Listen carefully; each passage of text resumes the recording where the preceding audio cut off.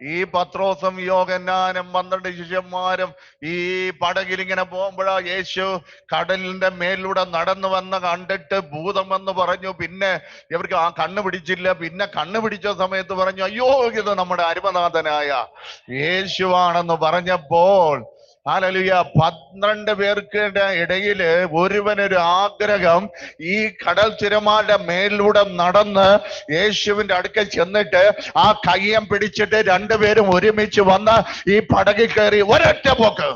അവൻ പറഞ്ഞു, യേശുവേ ഞാൻ അങ്ങോട്ട് വന്നോട്ടെ. കർത്താവ് പറഞ്ഞു, കം, വാടാ. ഹല്ലേലൂയ.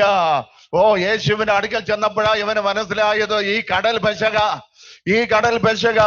എത്ര പേര് ഇതിനകത്ത് വീണിട്ടുണ്ട്, തകർന്നിട്ടുണ്ട്, ഒരു ഭയം അടിച്ചു കയറി താണു. ഹല്ലേലൂയ. താണപ്പോ കർത്താവ് പറഞ്ഞു, ഇത് തന്നെ വേണം, പോ, നമുക്ക് പിന്നെ പുനരുത്ഥാനത്തിൽ കാണാം.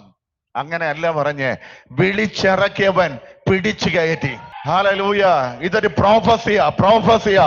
വിളിച്ച് ഇറക്കിയിട്ടുണ്ടെങ്കിൽ അപമാനിക്കപ്പെടാതെ, നിന്ദിക്കപ്പെടാതെ, ഹല്ലേലൂയ, നിന്നെ വലിച്ചു കയറ്റുന്നവൻ നിന്നെ കൈപിടിച്ച് ആന്റിമാരെ, അങ്കിൾമാരെ, ബ്രദർ, സിസ്റ്റർ, ഹല്ലേലൂയ.